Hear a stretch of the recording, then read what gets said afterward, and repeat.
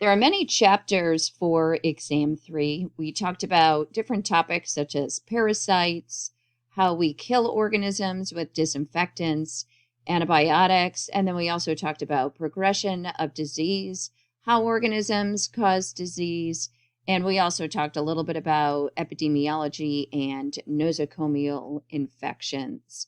So quite a few varied topics. A couple of the chapters are very closely related. All right, so there is quite a bit of vocabulary with what we covered. If you are one that likes flashcards, this might be a good way just to remember the vocabulary. Most of these are going to be self-explanatory that you have heard before. The one thing that I pointed out when we were talking about killing microorganisms, the difference between sterilization and disinfection. Disinfection is going to reduce the number of pathogenic organisms, so reduce that microbial load, where sterilization is killing everything and even getting rid of those spores.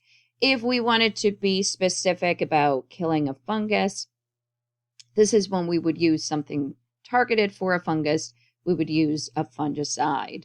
So there are a lot of definitions with these chapters. So if you are one that likes flashcards, that might help. Writing out definitions, even being able to describe the definitions will help.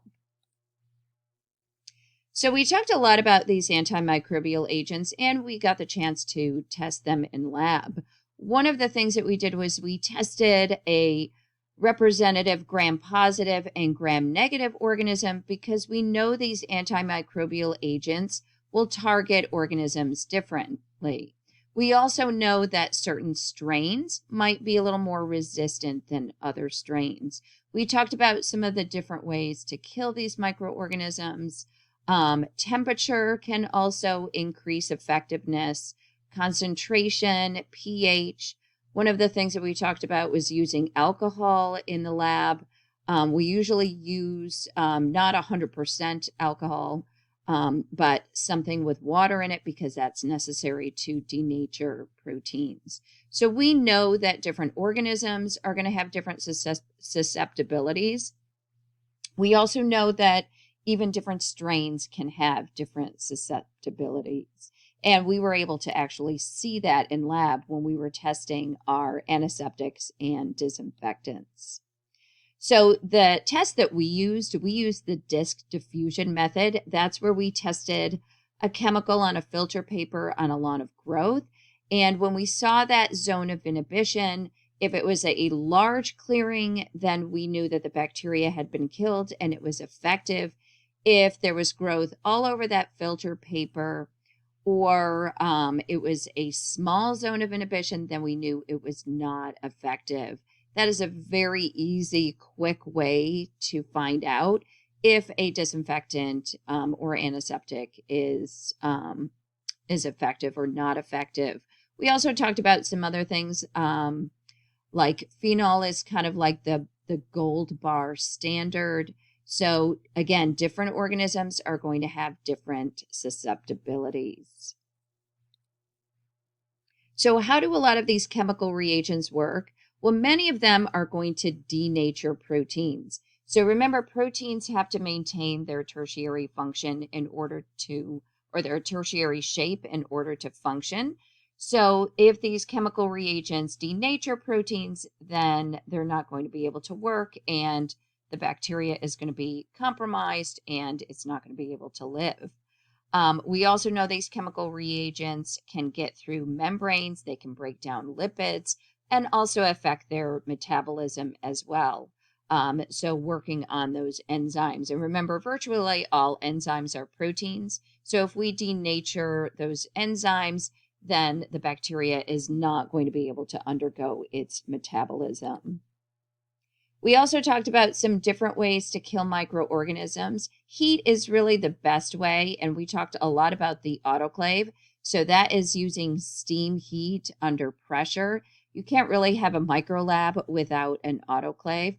So that's really the best way to kill microorganisms. And I talked about how we use our autoclave when we're cleaning our glassware and then when we're disinfecting our biohazard bags. We also tested radiation. So UV radiation is good at getting rid of both bacteria and viruses. Problem with that is that it's not so great at getting through things. So when we did our experiment in the lab where we exposed Serratia to UV light with the cover on and off, that UV light actually couldn't get through that cover, even though we could see through it. And that plate looked just like the control, where there was a lot of growth because the UV light couldn't get through to kill those microorganisms. Another great way to get rid of microorganisms is gamma radiation. This is often used in a variety of industries, food industries, lots of packaging, because it can actually get through the packaging and it can kill microorganisms. We also talked about if you needed to sterilize a liquid and it couldn't be heated, filtration is really our best bet for that. We can slow bacteria growth with refrigeration and freezing. This also kind of gives us a way to preserve our specimens as well. We talked about some other ways, such as ethylene oxide. And early on, we talked about osmotic pressure. This is what they used in food preservation long before we had refrigeration. So with like salting, curing, brining, when that water leaves the bacteria is not going to be able to live. So we looked at a lot of different mechanisms that can actually not only slow down bacteria growth, but also kill bacteria as well. Then we looked at some different antimicrobial agents. So one of the definitions that we talked about early on in the semester, this is chemotherapy. This is any chemical agent that's used to treat any aspect of a disease. If we're talking about a disease which is caused by microbes, this is when we use the term antimicrobial therapy. Now, we know this as being an antibiotic, even though the true definition of an antibiotic is something that's produced by another microorganism that will kill a microorganism.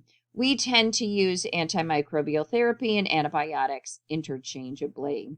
Many of these antibiotics will actually be synthetic drugs, and some of them will be semi-synthetic drugs where there's some chemistry that we can't do in a lab. So we would actually give some precursors to a microorganism, and then they can kind of complete the chemistry for us. So we looked at the different ways that antibiotics target microbes. So these are some different mechanisms that you want to practice writing out. Now, one of the things that we talked about when designing antimicrobial therapy is that scientists need to keep selective toxicity in mind. So this means that we want to target the pathogen, but we don't want to harm the host cells. So if you take a look at the first one, this is inhibiting cell wall synthesis. So targeting how that bacteria makes the peptidoglycan. This is how some of our early antibiotics worked. So if we end up with holes in that peptidoglycan, that bacteria is going to be very vulnerable. It's not going to be able to survive. Now, why this type of antibiotic would be selectively toxic is that we do not have peptidoglycan in our cells, so this is not going to affect our cells. Another thing that we talked about was disrupting membrane function. So if it affects the membrane, and remember our gram-negative bacteria, I like to call it that peptidoglycan sandwich with that inner membrane, then that thin layer of peptidoglycan and outer membrane, that certainly is much different than our membranes. Many of them are also what we call aminoglycosides, where they're going to inhibit protein synthesis. So something like tetracycline. Now remember, bacteria, their ribosomes are 70S, where our ribosomes are 80S. So again, they're going to be selectively toxic to target those bacterial ribosomes.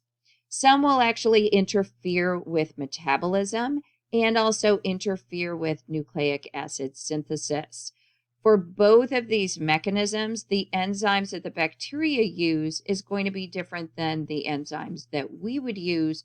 So that's why they would specifically target those bacterial enzymes. So I tend to be a visual person, which is why I like the picture. If you aren't a visual person, explain how each of these types of antibiotics work. Write it out. I always say that if you can explain it, then you know it. Remember, don't forget to include why they are selectively toxic as well as how they work. Another thing that we talked a lot about was resistance of microorganisms. And in an earlier chapter, we talked about the difference between an organism being susceptible and resistant. Susceptible means that the antibiotic is going to kill the organism. Resistance means that they are going to evade that antibiotic from killing it.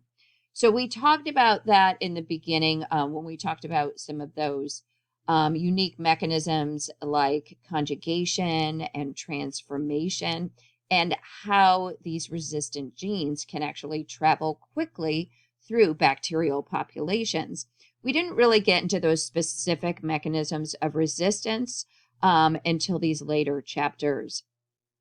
So some of these resistant mechanisms are sometimes bacteria will have pumps where they can basically pump that antibiotic out as soon as it comes in. If we try to use an antibiotic that interferes with that peptidoglycan synthesis, there are some bacteria that can actually go into this L form, where for a few generations they stop making that cell wall. So antibiotics that target the cell wall are not going to be effective. Some can also evade antibiotics and also the immune system by hiding in tissues and also in cells. Some other ways, and here are my little storyboard drawings.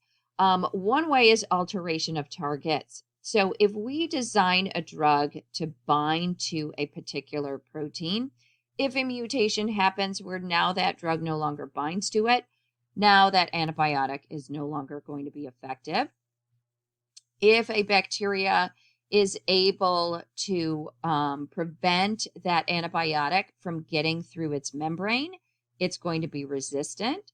And we also talked about those beta-lactam ring antibiotics that target how a bacteria makes that peptidoglycan. Some bacteria can develop an enzyme, beta-lactamase, that destroys that beta-lactam ring, and now they're going to be resistant to that antibiotic. We also talked about alteration of enzyme. So if we design a drug that inhibits an enzyme, so a bacteria can't complete its metabolism, if it's now able to use that enzyme and that enzyme maintains its tertiary structure, even in the presence of that antibiotic, now it's going to be able to complete its metabolism, and it's no longer going to be resistant, or it is no longer going to be susceptible. It's going to be resistant. Another thing that we talked about was metabolic pathway and altering the metabolic pathway. So in the first picture, if a bacteria has to go through this metabolic pathway to get the product D made, it would go from A to B to C to D. If we design a drug that targets B in this metabolic pathway, if a mutation occurs that now that bacteria is able to go from A to C, it's bypassing B. So now that antibiotic is no longer going to be effective. Now, as you can see, I like to draw these things out. That kind of helps me picture it. So if that helps you draw them out to help explain how these mechanisms of resistance work. Again, if you like to write things out, you can write things out, and you can also explain it as well. So this is definitely a question that you can practice with. Now, one thing that we're definitely concerned about is resistance. So we want to limit drug resistance. So we want to make sure that patients are using a high enough dose for a long enough period of time to be effective against those microorganisms and to kill all of the bacteria, not only the susceptible, the intermediate, but also the highly resistant as well. Sometimes we can kind of give a 1-2 punch, and this is what we call synergism. So using two antibiotics together. So for example, we could use penicillin and streptomycin. Penicillin is going to inhibit that cell wall synthesis, where streptomycin is going to target protein synthesis. So it's kind of like giving it a 1-2 punch to knock it back. Augmentin. This is amoxicillin with chemical clavulanic acid. And this clavulanic acid binds to that enzyme that bacteria could have to break down that beta-lactamase, and it prevents that from inactivating amoxicillin, so amoxicillin can get in and do its job and prevent that peptidoglycan synthesis. The other thing that we talked about is making sure that we're only using antibiotics when necessary. We certainly don't want to prescribe an antibiotic for a virus because it's not going to target the virus. A virus does not have peptidoglycan and will end up killing off good bacteria. And this kind of creates a perfect storm of possible resistance and possible even super infections. So this is the graph that I always think about every time I'm taking antibiotics and if I accidentally miss a dose. This is exactly why we should finish our antibiotic prescription. Also, why we shouldn't be taking somebody else's antibiotic as well. So if you take a look at day 0, this is a typical bell curve of the organisms that we would expect in an infection. Some of them are going to be highly sensitive to the antibiotic. Some are going to be highly resistant. Majority are going to be somewhere in the in-between range. They're going to be intermediate. So if we are good patients and we take our doses as scheduled and we complete our dose and we take it to day 10, here you can see that we've been able to get rid of all of the bacteria, even the highly resistant organisms. And at this point, our immune system is able to fight. We're also feeling better. We're eating better. We're resting better. So we've pretty much knocked back that infection. Problem happens if we start to feel better and then we stop taking our dose and we forget. We're like, you know what? I'm feeling better. I'm just not going to take it anymore. I don't really like that it's giving me an upset stomach. And so if we stop at day 6, if you take a look at that third graph down, the population of organisms that remain are those highly resistant organisms. So if we're not taking our antibiotic, we are giving them free rein to increase their population. So by day 10, now we have a very large population of those highly resistant organisms. If we start to take our antibiotic again, it's not really going to work.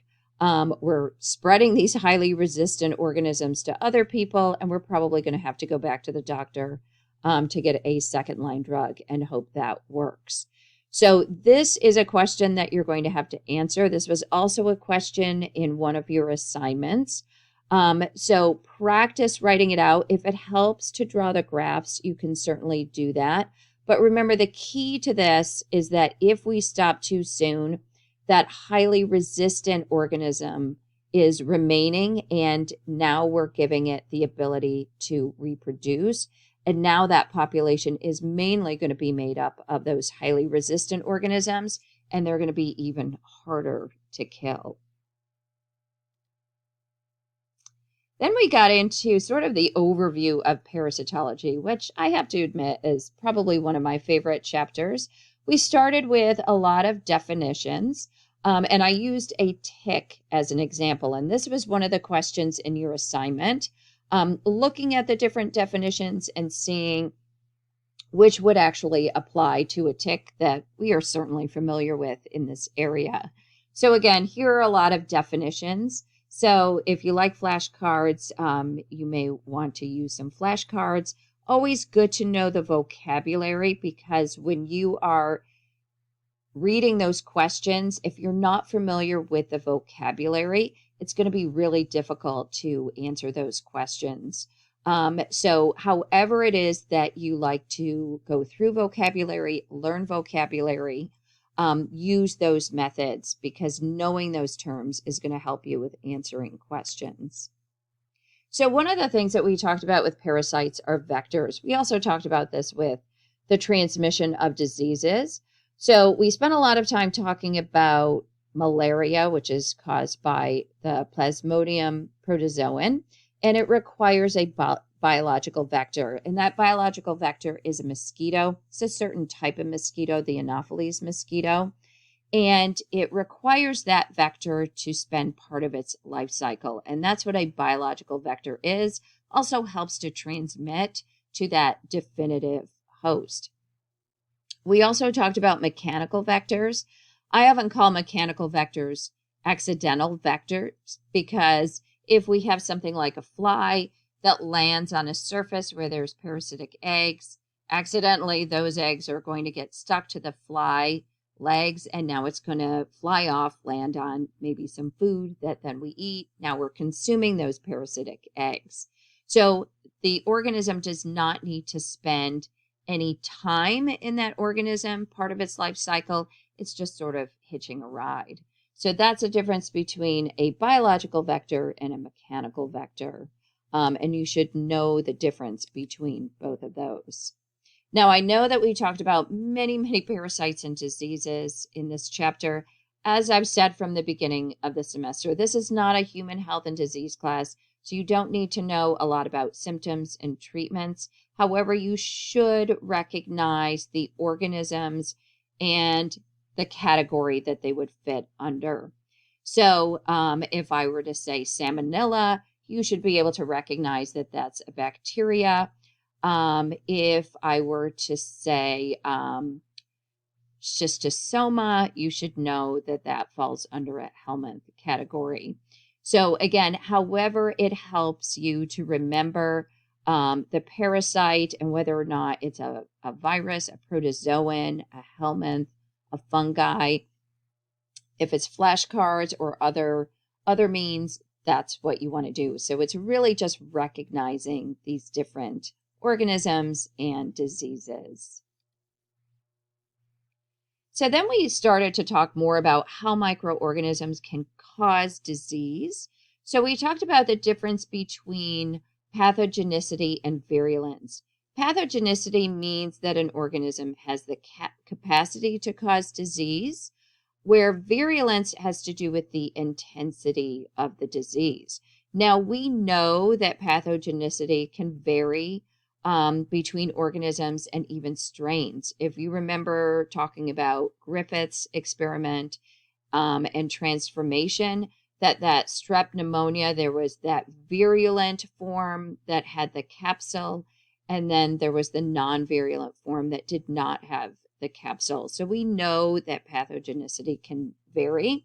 Virulence can also vary as well. As organisms start to pass through populations, they get better and better at doing their job. So one of the things that we spent a lot of time talking about were those different virulence factors and how they cause disease.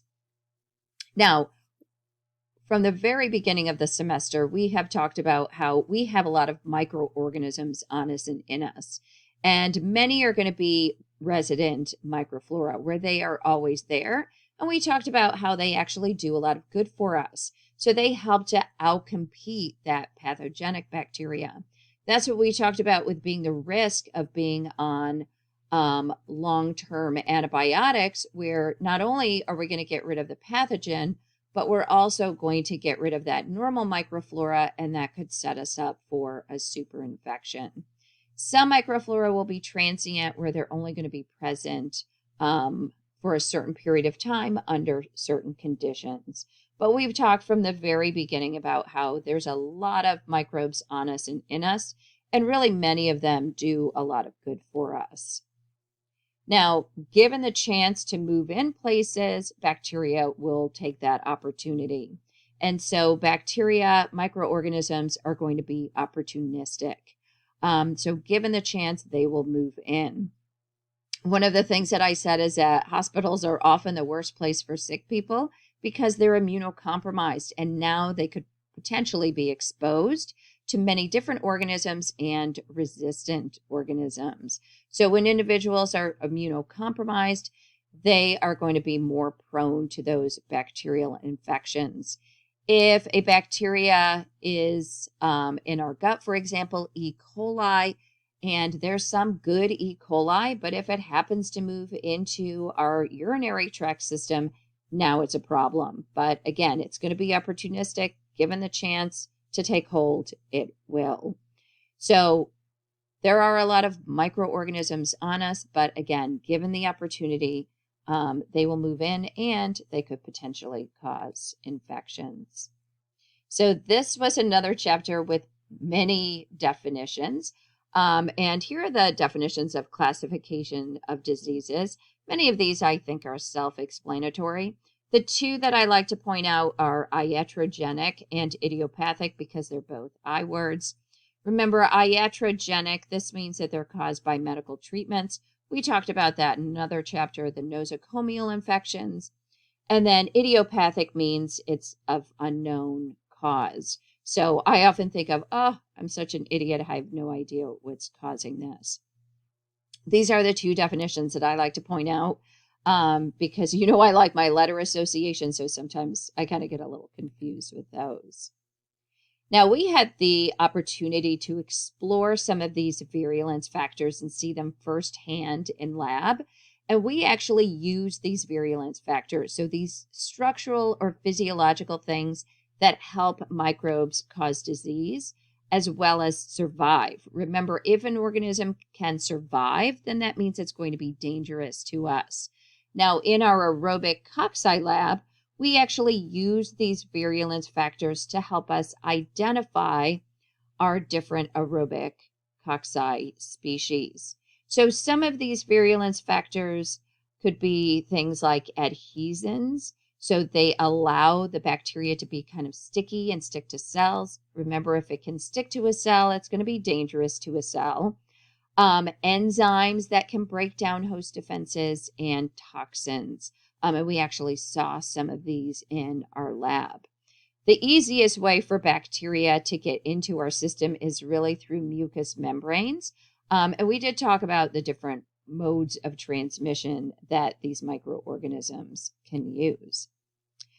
Some other virulence factors, we talked about capsules. So remember, capsules can allow them to be resistant where phagocytes can't gobble them up. Also makes them sticky where they can stick to cells. So we talked about that with our strep pneumonia species with Grippus experiment. We also talked a little bit about that with Yersinia pestis, which is the causative agent of bubonic plague. We looked at some virulence factors in lab, and we use those to help us separate our strep and staph species. One of those virulence factors was an enzyme, catalase, and catalase breaks down damaging oxidizing agents that would normally kill a bacteria. But our staph species have this enzyme that breaks down these damaging oxidizing agents and allows them to survive. So we tested this using hydrogen peroxide. So the staph organisms were able to break down that hydrogen peroxide into water and oxygen. And a positive test were those bubbles that were released, and that was the oxygen that was being released. So this was a virulence factor because they could neutralize that hydrogen peroxide that would normally cause them harm. Another test that we used was the coagulase test. This allowed us to differentiate between Staph aureus and Staph epi. Staph aureus uses coagulase. So this was the test that we had to add the rabbit plasma to, and that fibrinogen in the rabbit plasma was converted by that coagulase to fibrin, which forms clots. Now that bacteria can hide in the clot. If it can hide in a clot, then the immune system can't find it. So it's a virulence factor because it helps it survive. We also talked about some virulence factors that can help bacteria colonize. So hyaluronidase, this is an enzyme also known as spreading factor. It dissolves the glue, that hyaluronic acid that holds cells together. So it can penetrate deeper into the tissues, gets harder to find, harder to treat. We also talked about streptokinase, which would allow a bacteria to break out of a clot and then go out and infect other cells. Some bacteria can hide in cells. So if they can hide in cells, then the immune system can't find them. So we talked about these different virulence factors, how they can survive, how they can cause disease. In our aerobic cocci lab, we actually use these virulence factors to our advantage to help us identify those staph and strep species. We used hemolysins, which are exotoxins that are strong soluble toxins that we find in gram-positive bacteria to help us identify our strep species. So we talked about and looked at the different types of hemolysis. So we talked about beta hemolysis, which is complete breakdown of red blood cells. That's going to allow those organisms to get the oxygen so that they can undergo metabolism. Alpha hemolysis, which is partial hemolysis. We also talked about some other exotoxins like leukocidins and leukostatins that prevent white blood cells from engulfing bacteria. With our gram-negative bacteria, we talked about endotoxins. These are weak toxins unless they're in large quantities. And early in the semester, we talked about endotoxic shock when we were talking about gram-negative bacteria, that if there's a massive kill of gram-negative bacteria, they can die, release that lipopolysaccharide that's part of their outer membrane, and this can cause an immune response. Then we talked about diseases and how we can diagnose diseases and the progression of diseases. So we talked about the differences between signs and symptoms. A sign is something that you as a clinician can observe or measure. So you can measure if a patient has a fever. You can see if they have a rash, if they're coughing. A symptom is something that only the patient can tell you. So if they have a headache, how bad their pain is, if they have a sore throat. So you as a clinician kind of play detective by putting together these signs and symptoms and seeing if it fits a certain syndrome. And so each syndrome is going to have the classic signs and symptoms that's going to help you to diagnose your patient and a treatment. As I mentioned in this chapter that I used my chickenpox, my unwelcoming present to Massachusetts, that I was actually misdiagnosed, that they actually weren't putting together all of those signs and symptoms and correctly diagnosing me. So this is when we kind of have to play detective, taking those signs and symptoms and seeing if it kind of fits together and so we can see that pattern of a disease. Now, sometimes things can be subclinical where they don't present as we expect them to, and that can make it a little difficult to diagnose. So this is the graph that I used in describing the progression of disease, the chickenpox. And the incubation period that we talked about can vary with certain diseases. With the chickenpox that I had, it was about 2 weeks. Something like flu would be a very short time, like 24 to 48 hours. Then I talked about the prodromal phase. This is the point where we're feeling under the weather. So they're kind of, nondescript, vague symptoms. We can't really tell what we actually have at this point. This is also the part that we're really contagious and we're walking around saying, I'm not getting sick, in denial, and then exposing everybody to our illness. During the invasive phase, this is when we have those classic signs and symptoms. And then we start to get on the other side of it. And again, this can be varying amounts of time depending on the disease. And then we get into decline phase. Convalescence period is going to be that healing of tissues. Again, this can take varying amounts of time. We know long COVID is certainly a thing, and people have been suffering for years and trying to recover. I mentioned when I have had viral laryngitis that it has taken basically months to recover from that. Sometimes that convalescence period is very short. Sometimes it can be very long, depending on the illness. In our last chapter, we talked about epidemiology and also those nosocomial infections. Epidemiology has to do with the cause of disease and how disease travels in population. So, how it works and how we can prevent outbreaks, and also who our vulnerable populations are. And I used COVID as an example since we certainly had epidemiologists that were tracking COVID, and we were hearing a lot of those terms and definitions on a daily basis. So, some of those definitions that we were hearing in the news: incidence and prevalence. Incidence has to do with the number of new cases, where prevalence has to do with the number of people that are infected. We also talked a little bit about the difference between morbidity rate and mortality rate. Morbidity rate really has to do with the amount of illness in a population. Mortality rate, this has to do with the number of individuals that are dying. So I know they're both M words, so just make sure that you know the distinction. Some other definitions we talked about: the difference between something being an endemic versus epidemic. Endemic is something that we know that's constant in our area for certain periods of time. Epidemic, this is when it starts to be a public health concern. So either morbidity or mortality rate starts to rise, and now it becomes a public health concern. And I mentioned how we lived through a pandemic, COVID, where the epidemic spread worldwide. We also talked about the differences between a common source outbreak and propagated epidemic. Now, I'm a visual person, so I really like this graph that you see on the corner. So a common source outbreak, this is when we have a peak, big rise suddenly, and then it falls. So this classic example of common source outbreak is if we have food poisoning. So if, let's say that we had hundreds of people attending a wedding and they all got food poisoning, we would see a lot of people get sick in a short period of time.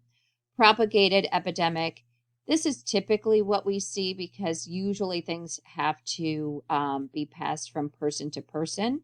So if you see that that line for the propagated epidemic, it's slow to rise and slow to fall. So something like the cold, where it has to be transmitted from person to person. We also talked about the difference between communicable versus non-communicable. Communicable means that it's contagious, it's going to be spread from person to person. Non-communicable, it can't be spread from person to person. So an example that I used is the cellulitis that I got. I actually got that from some sort of bug bite, but I could not pass that on to my family members. So we talked about the differences between communicable and non-communicable. We also talked about the different ways that diseases can be transmitted. We talked about contact transmission, like direct contact with rabies, indirect contact, like tetanus, stepping on a rusty nail, or even things being transmitted in droplets. Vehicle transmission, some things can be waterborne, some things can be foodborne, some things can be airborne. So who knows where I was when I picked up chickenpox, but it was probably airborne. And since I was probably a little immunocompromised from being stressed out about the move, I was kind of a perfect storm. And then from the parasitology chapter, we did talk a lot about that vector transmission. The last thing that we talked about were those iatrogenic infections or nosocomial infections. Sometimes these infections can come from outside sources where they're exogenous, so from other patients or staff. Endogenous is from the patient's own microflora. So an example would be E. coli from the gut moving into the urinary system and causing a UTI from a urinary catheter. Now, as you can see from this graph, UTIs are pretty much the biggest offender. Surgical wounds also up there, and the respiratory tract. People are lying in bed and they're not really moving around. Things kind of become stagnant. But you can see that UTIs tends to be the biggest offender. All right, so we kind of hit a lot of different topics. So again, I'm going to encourage you, make sure that you can explain these things. As I always say, if you can explain it, then you know it.